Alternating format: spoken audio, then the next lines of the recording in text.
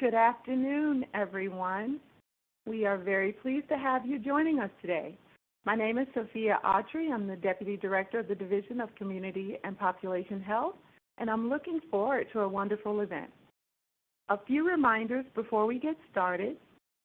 The complaint slide and the recording from today's session will be, compliance slide, sorry, and the recording from today's session will be posted to the QIO program website, so be on the lookout for that. And during the open discussion period, keep in mind that we will get to as many questions as possible during our comment period as the time permits.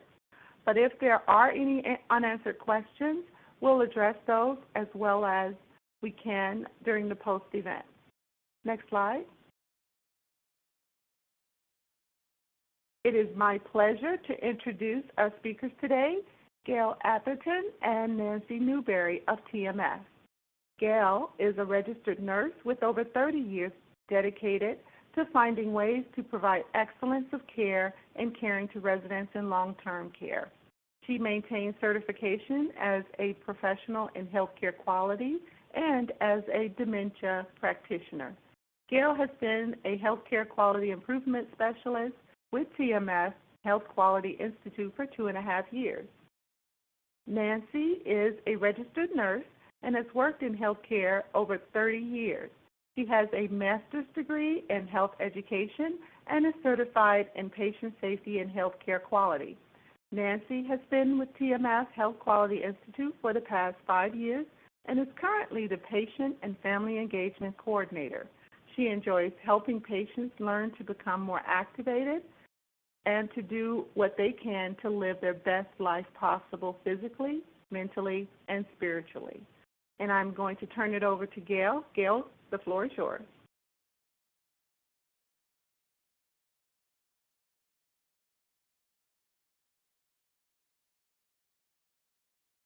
Gail, we currently can't hear you, so just checking to see if you're on mute. I was. I am so sorry. And thank you, Sophia. Welcome, everyone, and thank you for participating in today's National Nursing Home Series. And our topic is COVID-19 transparency, resident and family notification. So without further ado, we will go to the next slide and look at our objectives. The objectives include learning the latest federal guidance and policies regarding transparency, as well as the importance of transparency during the COVID-19 public health emergency. We will learn about best practices to implement a comprehensive communication plan, as well as strategies to improve transparency and provide compassionate care during these challenging times. Next slide, please. So, our federal regulations and policies require accurate data collection and reporting to residents, their representatives, and families, in addition to local, state, and federal levels. And as I go through today, if I fail to mention residents, representatives, and families, please know that that all-encompassing phrase is meant throughout the entire program. So we know that since May 17th, the data collection for the COVID numbers in nursing homes is reported through the CDC National Healthcare Safety Network, known as NHSN. And I am going to ask for the next slide, please.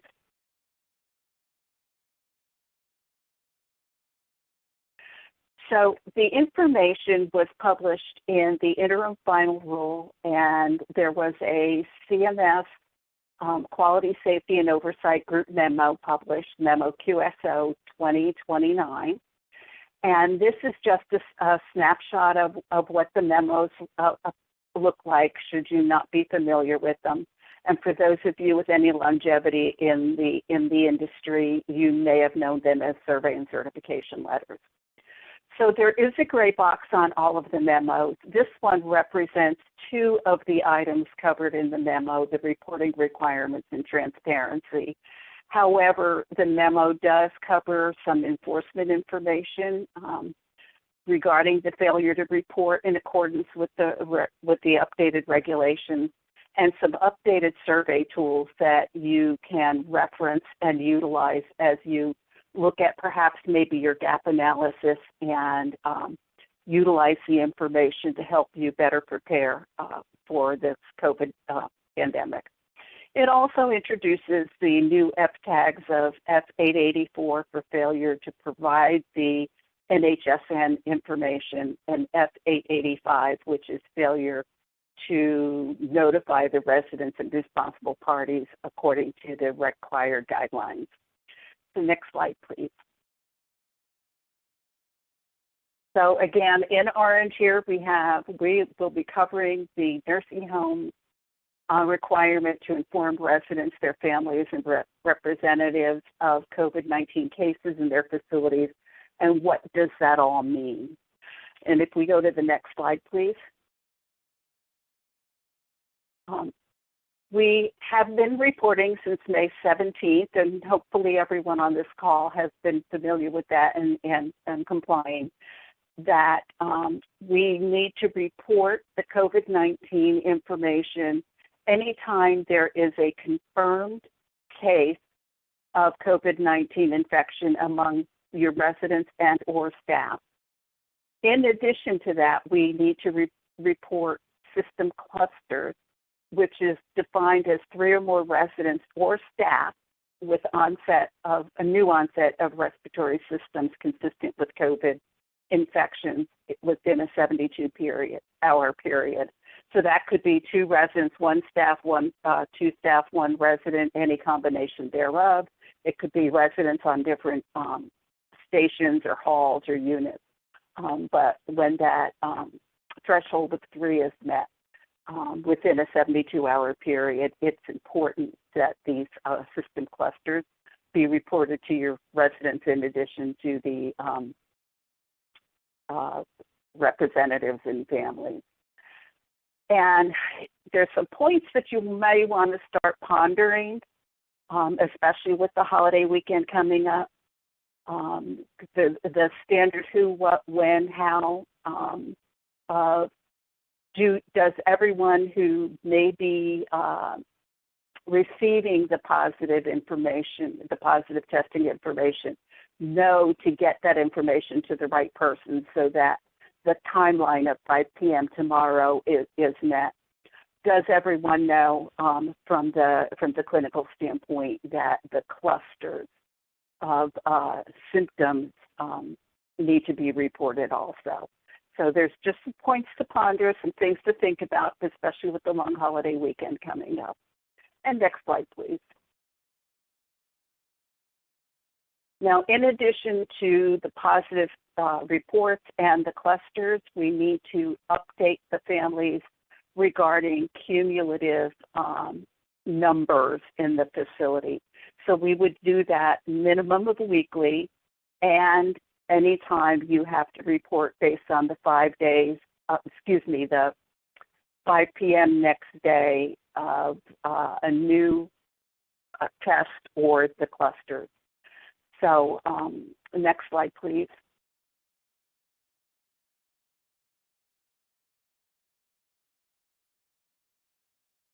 You do not want to include any personally identified information. So obviously, if a resident has a positive test, you'll report that, but you don't want to report the person's name or staff member's name. You want to include information on mitigating actions implemented to prevent or reduce the risk of transmission. So we need to think about that. I'm calling the family, I'm notifying them of a positive test or a cluster, but I also need to know what are we going to do, meaning the facilities, going to do to prevent further spread or reduce the risk of transmission. And I'd like to think of this requirement kind of in the framework of a residence care plan. It's a live, evolving document, and it's something that needs to have the involvement of perhaps multiple people on the interdisciplinary team. And of course, that's one of the points you want to ponder about as you make sure you have a strong notification plan. Next slide, please. Now, in the event you do have a survey, the surveyors will be asking the residents and their responsible parties and representatives if they were notified timely and what information they were received. So we do want to document all of our notifications. We want to track and trend our clusters and our positive or our pending positive cases, but we want to make sure that the residents and the families are clear on why we're telling them what we're telling them, and having an opportunity for them to be able to recall should they be interviewed. Now, obviously, if you have someone with some cognitive impairment, you might rely more on the representative and the responsible party for accuracy. But these are all part of the guidelines and part of what you want to pull into your plan. Next slide, please. So does CMS expect you to call every family member every week or whenever there's a positive? No. We're expected to make reasonable efforts to make it easy for residents, et cetera, to obtain the information. So you may use group email lists, you may do website postings, you may have a Facebook page and put things out on Facebook. But one of the things you want to be aware of and be sensitive to is perhaps there are family members who do not have access to some of those electronic items and may need that isolated call, or you may have a handful of folks who need the isolated call. So you really want to make sure that you have reasonable efforts to make it easy for all residents and their representatives to obtain the information, technologically advanced or not. Next slide, please.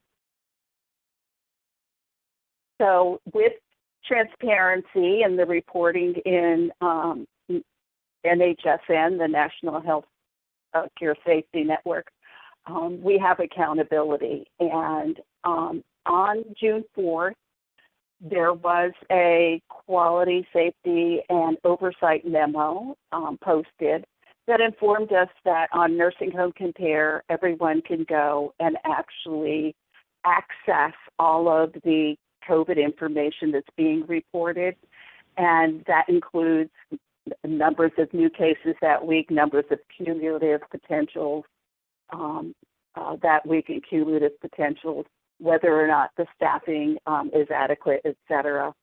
I really encourage everyone to go out to Nursing Home Compare, pull up that information, and see the extent of the information. And then on that same day, there was another memo number 33, that announced that the surveys that have completed since March of 2020 are now posted out on the website also.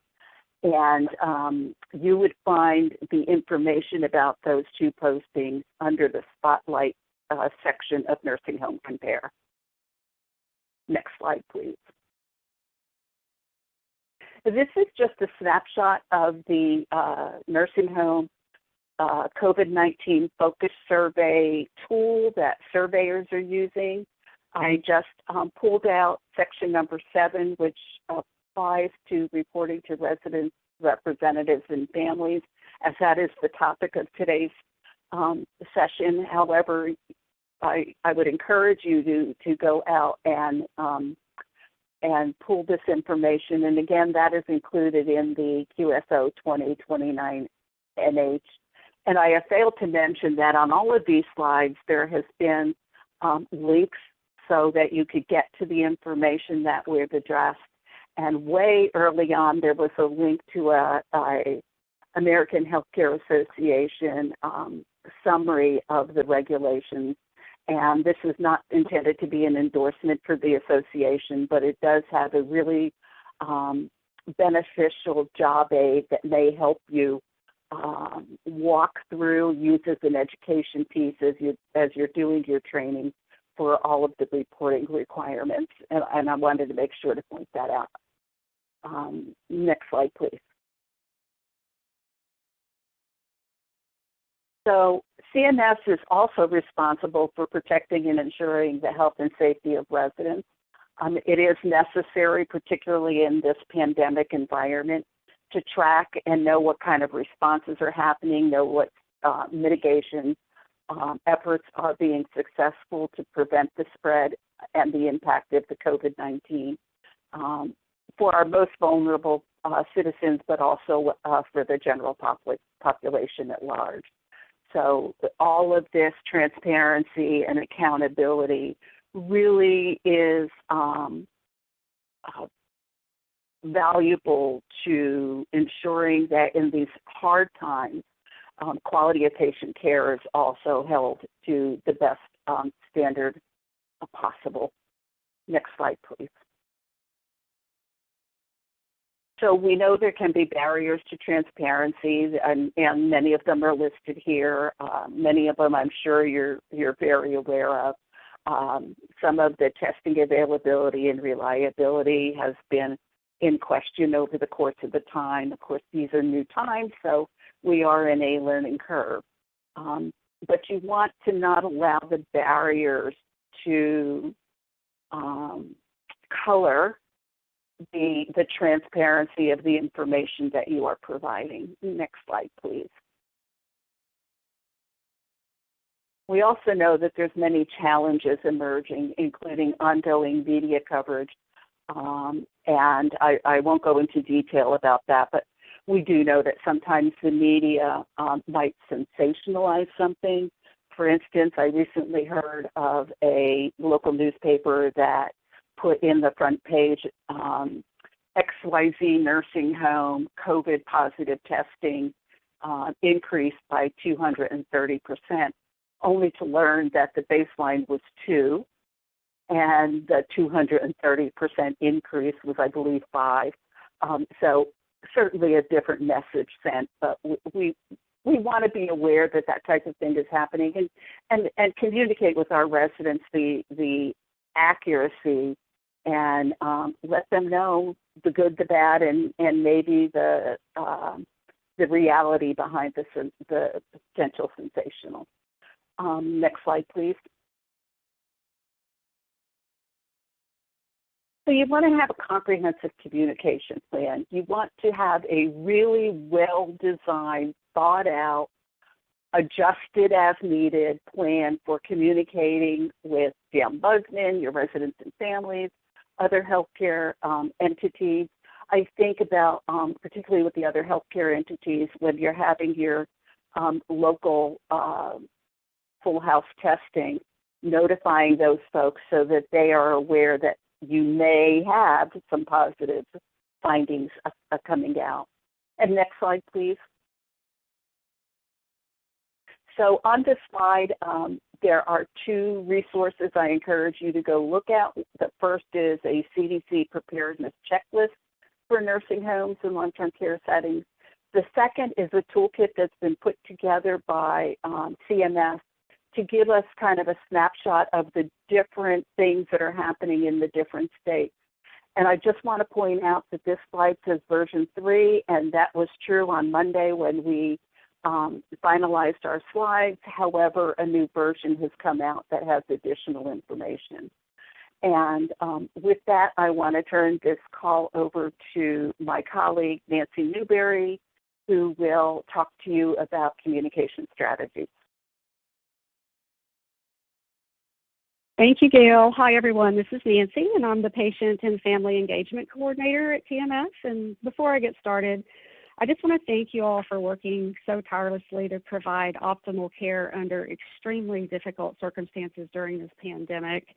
I'm going to be speaking to the last objective and share some strategies to improve transparency, hopefully, in your communication with residents and families, and offer some tips you and your teams might find helpful during this challenging COVID-19 time.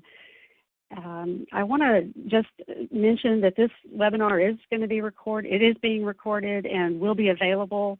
The slides and links to all the references and handouts are available on the QIO program website, and there should be an event resources tab on the left of your screen that you can download this presentation in any handouts. So, okay, let's get going here. Communication strategies. I imagine you're all providing high-level communication to all your residents and their families, and more customized, detailed, and frequent communication for your COVID-positive residents. Just important to remember to use interpreters when needed. And I just want to mention, from the conversations I've had with some of our nursing homes and our QuinnQIO, staying positive has been really helpful for both the residents and the families and the staff. So, for example, instead of saying we're going to be serving meals in your rooms now, maybe turn it into, for the next couple of weeks, we're going to be providing room service. And just having a positive twist on things as much as possible might be helpful, as well as offering options whenever you can. For instance, if you have to turn away visitors, maybe offer them the opportunity to write a note or a card that you deliver, to the resident. And I like to say, turn no's into yeses whenever you're able to, just to help everyone get through this experience. You want to remember to keep care family-centered as much as possible. There's a couple of really good resources here. Again, you'll have the links and everything you need, so don't worry about trying to capture this as you're listening. But during this time when we're physically distanced and the residents are distanced from their families, there's a lot of good resources if you haven't already tapped into them to give you some ideas for strategies to mitigate those barriers and have effective communication. So it's highly likely you all probably started with telephone calls and, like Gail mentioned, emails and some of the other platforms or formats you might be using. A lot of nursing homes are having a lot of success with video calls using FaceTime and Skype and Zoom. And I heard of one recently called Google Duo that I hadn't heard of before. You might want to check that out. Some of our homes are using what are called automated voice broadcasting systems. And if you haven't heard of these, I'd encourage you to check them out. They are platforms that some corporate structures have found out about, where you just enter or import a list of phone numbers for all the families and representatives and record a message using. There's some scripting you can see down at the bottom, a couple of links if you need help with maybe writing like templates for letters or to leave your voicemail messages. But these voice broadcasting systems really make it easy for you to send out those weekly calls and more frequent as needed. And actually you can access a report that tells you what happened on every call. Was it answered? Was it busy? Was it, and some of these will also go an extra step for you and document that notification in the electronic health record. So anyway, lots of things. Either coming out. One of the really fun things is all the innovation that's coming out of this time that we're seeing, and hopefully you can continue to learn about what's going on so you can take advantage of it. We want to keep our connections as compassionate and meaningful as possible. I imagine you all have some process for, getting to know your resident, but I've seen some come out recently where, knowing what matters most is really super important. And these are a couple, these are just two that I've run across recently that you might tap into as well. The Tell Me More kit for COVID-19 is from the Arnold P. Gold Foundation, and right now they're offering a free download during COVID, so you might want to check that one out and they maybe benefit from that, from knowing this information. The healthcare information link, the person-centered profile, is a 2-page document. The first page has healthcare information and things you'd want to know on a quick glance, maybe. And then the second page is, what people appreciate about me, who and what is most important to me, and how to best support me. Just 3 simple questions that can really, maybe help you know more about what matters most to your resident. PPE can be super depersonalizing, and kind of to some strategies for addressing this might be letting the resident see your face from a distance before donning a mask or PPE. So that could be important, like if you have new staff coming to the building to help that the residents may not be familiar with, maybe something to consider. If you have residents that are hard of hearing or deaf or have cognitive impairments or dementia, using clear face masks might help you with communication, and there's a link here that can take you to more information about that. And attaching a photo or headshot to your gown. I've seen lots of pictures. You may have seen them on the news from overseas when the European countries. I think I saw Italian doctors that had their photo like taped or pinned to their gown, and it really does help with recognition when you have all the PPE on. There's a lot of information available that helps lead conversations. These are difficult and complicated discussions we're having, and sometimes quite awkward. And there's a lot of scripts out there available where, depending on the situation, what they say, whether it's the resident or the family or even a staff member actually, and then what you might say, and they kind of just help guide the conversation. Plaintree's got a couple of good documents out. I think of trauma-informed care when I looked at this, rethinking word choices during the pandemic, and they really advocate for avoiding wartime connotations. And if you think about the terminology we're using, like lockdown, hunker down, frontline staff, and some of that can be scary. Some of those words can be scary and maybe trigger some memories that might be associated with war times.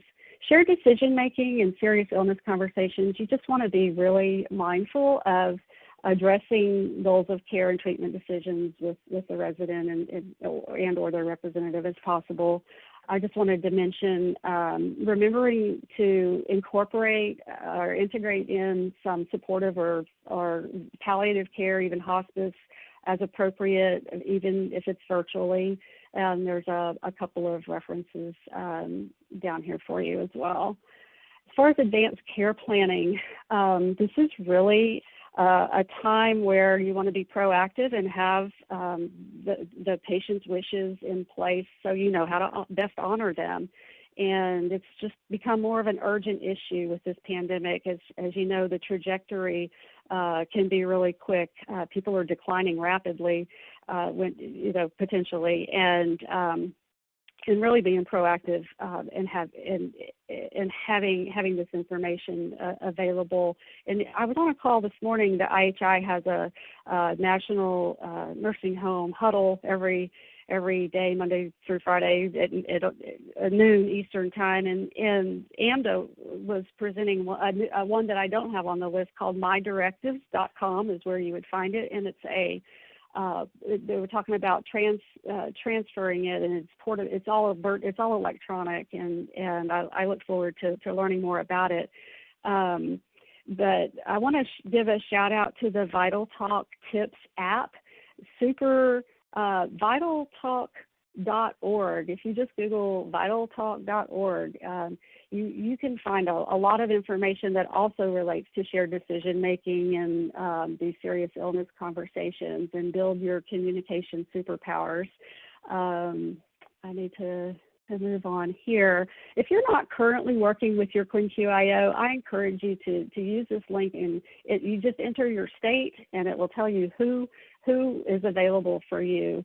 CMS does a lot of their local resources, their local work through these QuinnQIOs, and there's resource people, there's resource information, and just a lot available for you at no cost.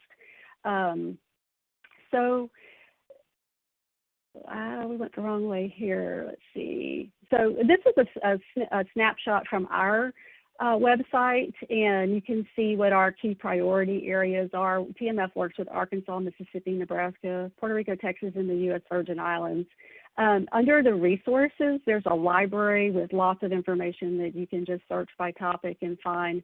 We've put a widget, this coronavirus widget, up, and this is what it looks like, a screenshot where we've got nursing homes and long-term care facilities at the top, and it's just information that's curated already for you if you just want a kind of one-stop shopping place. Also, information for other care settings and even one for patients and families. That's plain language and kind of more simple or easier to understand information. So some key takeaways: be timely with resident and family notifications and in reporting your data. Have a comprehensive communication plan in place, and I think this is going to be really extra important with emergency preparedness, and we've just entered into hurricane season, and we've got wildfires going on, earthquakes in some areas, and during a COVID pandemic, when you add all of those natural disasters on top of things, it really makes for a extra challenging time potentially. And implement best practice interventions for effective communication and care. And again, I just want to thank you all for the important work that you're doing. These are really challenging times. Hopefully this has been helpful. We've got lots of links and references and resources for you. Again, you can find those on the QIO program website or at that event resources tab on the left of your screen. So we've got an email address here. If you have any questions for either Gail or for me, or if you've chatted in questions or submitted questions that we don't get to today, we will be responding to those, and they'll be made available as well. So I think now I will turn it back over to Sophia. Thank you. Thanks so much, Nancy and Gail. Now we would like to conduct an open discussion, and that includes the question and answer. But I also want to make sure I introduce, we do have a CDC colleague on the call, Joe. He would be helping us with addressing any of the questions that you may have for CDC. So, Joe, would you like to introduce yourself? Yeah, hi, everybody. My name is Joe Pers.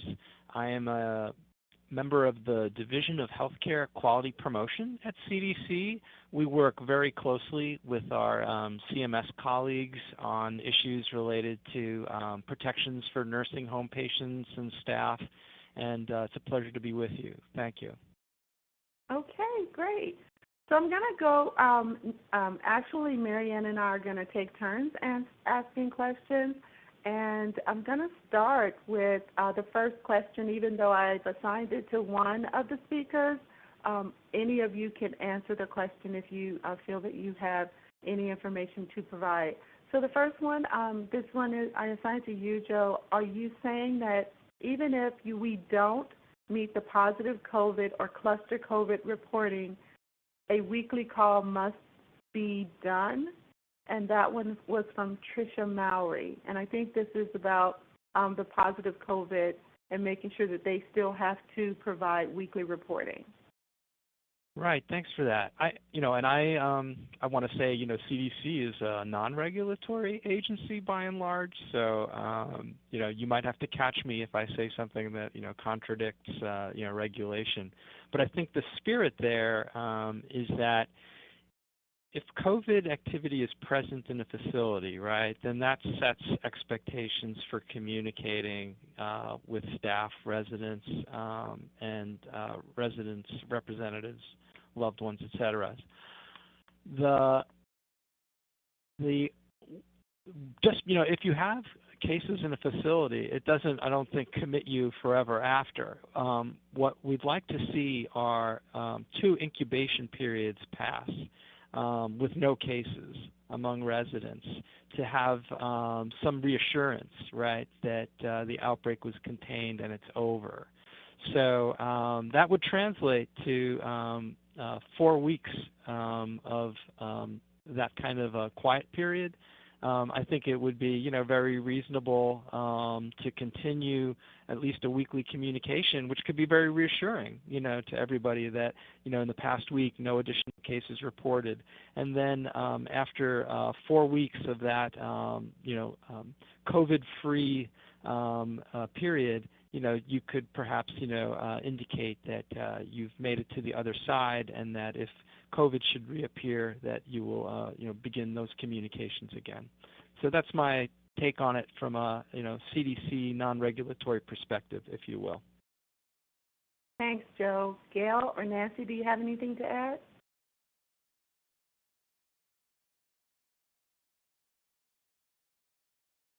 Okay, so let's go to Nancy. I have a question for you.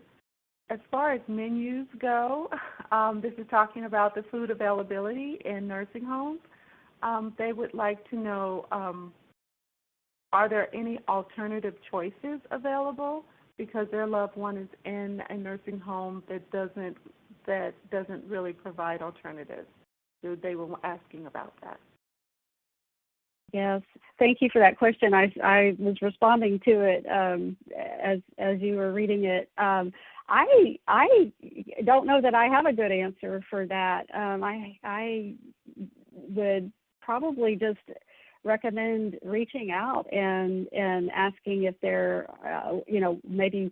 I know I have a good friend in an assisted living facility, and I just have to keep reminding her that these are just not normal times. So I can't speak for that nursing home really to know why they don't have alternative options, even whether it be a sandwich or something. But I would just recommend checking with the nursing home to find out if that's something that they can address. Mary Ann? Great. I'm going to do the next question for you, Nancy, as well. Is the automated voice broadcasting system considered enough for documenting our notification to family designated reps? Or should we be documenting in the progress note section on the medical charts of each resident? Yeah, that's another good question. TMF is not regulatory either, and I don't know that I'm familiar enough with the guidelines. I don't know if Gail might be able to add some light on that. But I can also take this question back to our team and see what we can find out once we do some more investigating on the actual documentation requirements. Does anybody else know? Gail, do you or? Nancy, this is Gail, and I, again, can't speak specifically to regulatory, but I think it would have to, part of it would be the automated voice broadcasting system and how it documents, and whether or not you have any evidence of message received, not just message sent. But again, that is a personal interpretation rather than anything regulatory. So I do like the idea of taking it back and having a discussion. Thank you. Thank you, Gail. Thanks for the question. Thank Sure. you. Shall we add one more for Gail? Gail, this one is for you. Excuse me, hang on one second. Is a nursing home required to advise new residents and their families prior to admission that the nursing home has not tested current residents or staff for COVID-19? Thank you for the question. And I tried to do a little bit of research while some of the other questions are being answered. And I have not located a requirement in looking through some of the federal information. Now, many of the states have different added components to their expectations, and I would recommend checking with your local agencies. But as we talk about the topic of transparency and accountability, and again, this is an interpretation and an opinion, I think it would be a value-added conversation to have with potential new admissions, because it's just the transparency of the situation, and with the pandemic being so expansive.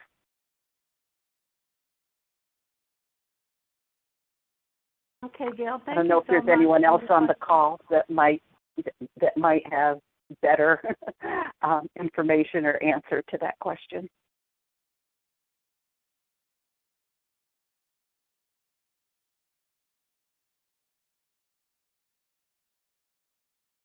Okay. Well, thanks for answering the question, Gail.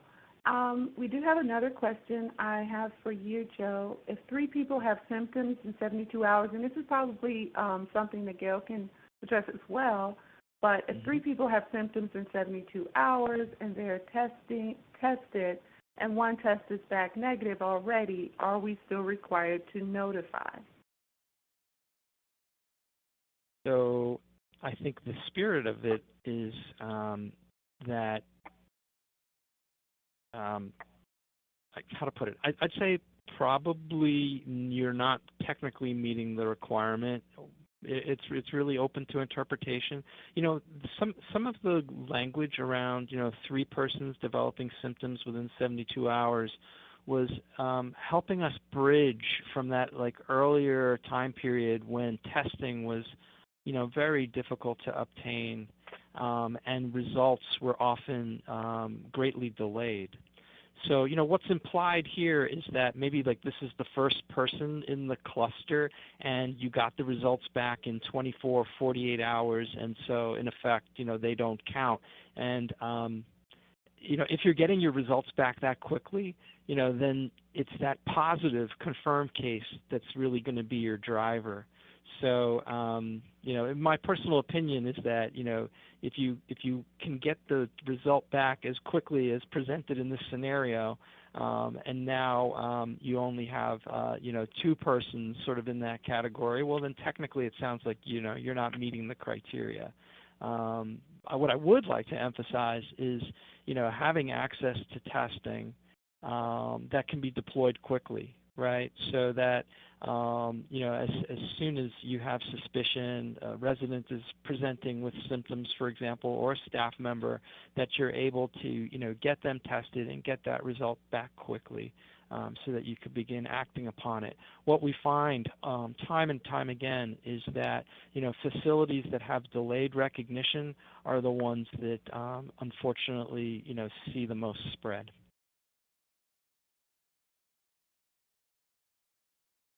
Thank you, Joe.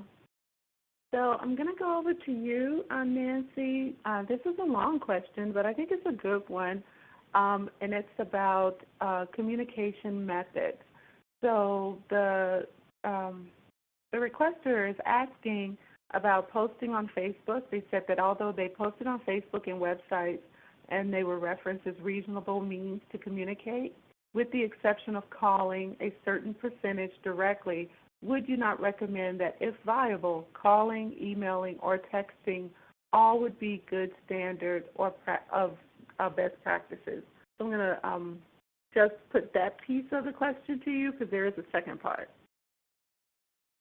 Sure. That's a good question. I would say that I would probably only recommend using Facebook as a means to enhance the other more formal or official communication strategies, calling, emails, the voice broadcasting systems, those sorts of things. I do have to say that we have nursing homes in our area that have supplemented those types of more official interactions and notifications with Facebook postings that they've gotten really good feedback on, and the residents have had fun with it. And not only the family members, but even referral sources and other entities have given them such positive feedback. I think what Facebook allows that the other methodologies might not is the visual. What we're as far as being transparent and the notifications, we're trying to have people be able to see what's going on in the nursing home because they can't be in there. So I have a partner nursing home that posts even what the meal is that day, and they're really they're getting comments from family members that that looks so delicious. My mama should really enjoy that meal, and they're dressing up the tray with a flower or whatever. They're posting. I've seen Facebook posts of highlighting staff members or departments within the nursing home, and I've seen housekeepers. Here's our housekeepers busy at work, and the responses are things like, "Wow, you guys are really working hard to keep our loved ones safe," and things like that. So that's the only reason I think we really are throwing Facebook out there. Is for that interaction and that glimpse of what's going on, and I've seen residents holding up boards, whiteboards saying, I'm COVID free, or just having some fun in these kind of dark, challenging times. Does that answer the question, you think? Does anyone else have any feedback on Facebook? Again, I would really caution to have the the waivers and the patients not be I would. It makes me nervous to see residents' pictures on social media without I just am hoping that the proper documentation for photography is in place, and would encourage you to make sure of that. Anyone else have any thoughts on that?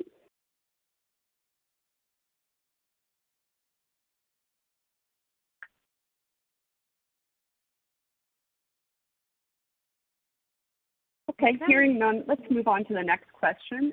This one is going to be for Gail, although I think Joe may be able to answer as well.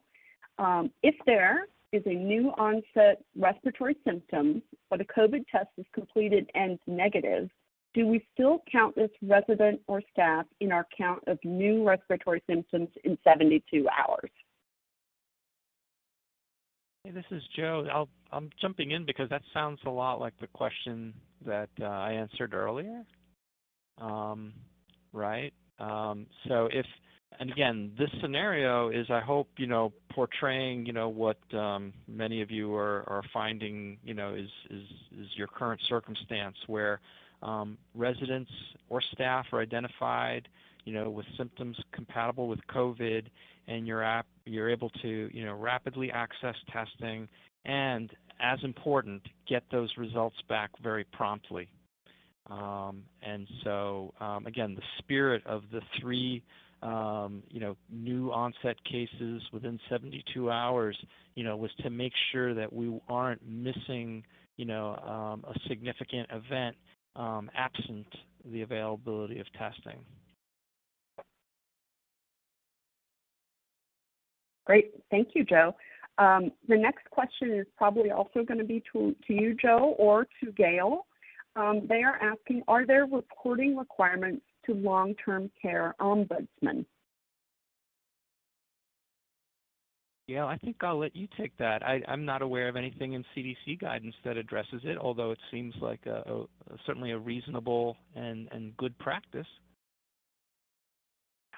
I am not aware that there are specific reporting requirements to the long-term care ombudsman, but I would certainly expect that they have access to the NHSN information, at least the publicly reported information. It's always a good practice to keep your ombudsman informed of the occurrences in the facility from my perspective, but I am not familiar with specific regulations. That is certainly something I can look up and respond to after this call. Thank you, Gail. I do have a question about other facilities. So what are your thoughts regarding foster care and home care having positive COVID cases? It's a challenge for them to isolate. Is it appropriate and or recommended to transfer to long-term care in the community?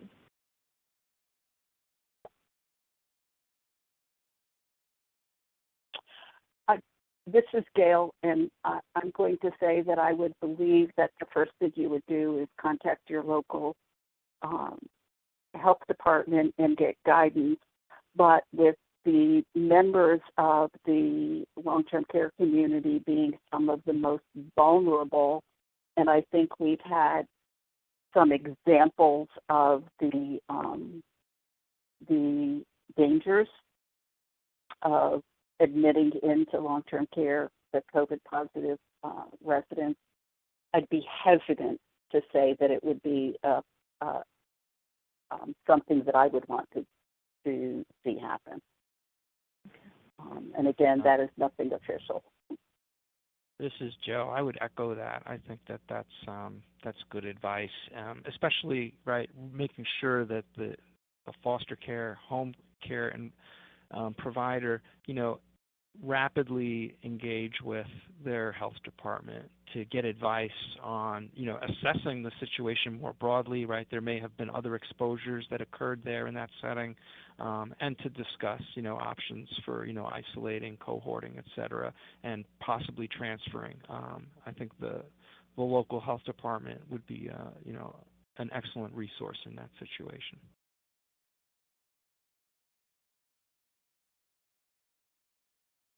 Thank you to both Joe and Gail for that. I do have another question about when residents actually go to the hospital, but they haven't been admitted into the hospital. When they come back, are they required to be quarantined upon their return? So, Joe again, the way I'm interpreting that, the nursing home resident required perhaps emergency department care for a non-COVID related medical need. And, at this time, there's a lot of variables in place, right? Is this a community that's experiencing, an upswing in COVID, or is it a community that's been COVID-free for some time? I think, the general advice, would be to, try to put that resident in a situation where they can be observed for up to 14 days, and, to the extent that, the conditions warrant, keep them isolated. That, again, is another situation where consultation with the local health department could really be valuable because they have a good understanding of, what's going on in the community, perhaps what's going on in that specific hospital. And then also, one of the missing pieces of information is what's going on in terms of COVID activity, in that nursing home. So a lot of variables, and for that kind of good local and specific advice, my default is always to point to, the CDC-supported local and state health departments.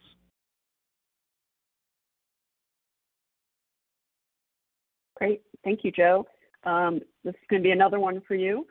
If an nursing home employee tests positive but has not worked in the facility for 10 days, does the facility still need to send out notification? Good one. I would say that it doesn't automatically, absolve of the need to do that notification, right? For one thing, what's the backstory there? So when were they at? Was the staff member ill with symptoms of COVID at some point in recent weeks? And did they work maybe outside that 10-day window, but maybe within a 14 or 21-day window? There's a lot that's sort of missing in terms of, the information that was presented, right, which was that they're positive, but they haven't worked there in 10 days. So when did they have symptoms? Did they have and when were they working relative to the symptoms and the diagnosis? So there's quite a bit to unpack there, and at least initially, my read on that, doesn't absolve the facility of meeting the directive as was described, from the memo. So I don't think that there's a straight answer for that. Okay, thanks, Joe. One more question here. Does the reporting apply to freestanding inpatient hospice facilities?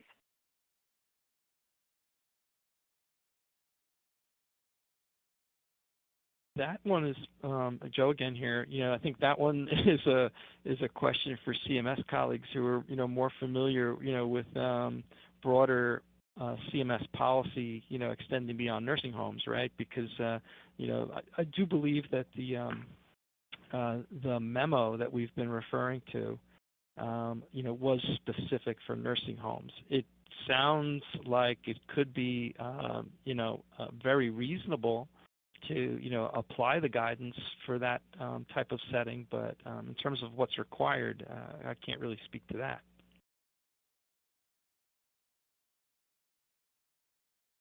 Thanks, Joe, and we'll probably be able to get an answer for that in post the event.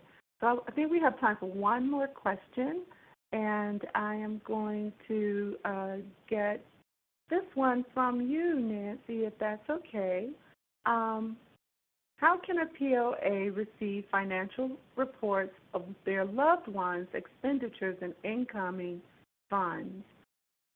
And I believe this is, I'm assuming the loved one is in a long-term care facility, but I may be making the wrong assumption.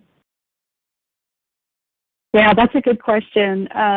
I don't know that I have the best answer. Gail, do you want to take that one about receiving financial reports? I'm unclear on what the meaning of the question is. Maybe if you repeat it, I could process it a little better. How can a power of attorney, a POA, receive financial reports of their loved ones' expenditures and incoming funds, like SSI, like direct deposits, for maybe the stimulus payments, and to keep track on what's going on with the financial piece? I would expect that would be direct communication with the administrator and perhaps the business office manager at the facility. If they're the power of attorney for health, for finances, and not just health care, it would seem that they have the authority to have that information provided. So that may be the first question: what's the status of the power of attorney? If it's healthcare and not financial, that may be part of the barrier. Well, thank you so much, Gail, and thank you to all of our speakers, Nancy Newberg, Gail Atherton, and also thank you to Jill for jumping on the call and answering questions. We really appreciate whenever CDC can join our call. Thanks to everyone who actually was able to submit a question. If we didn't get to your question today, then we will post the answers to these questions on the website, qioprogram.org, later in next week. So if you have the opportunity to join us next Thursday, July 9th, 2020, we will have another nursing home training, and that will be our 7th training, Managing Staffing Challenges. And you see the link down on the website being promoted. So if you have an opportunity to join next Thursday, that is going to be the content that we're going to cover. Next slide.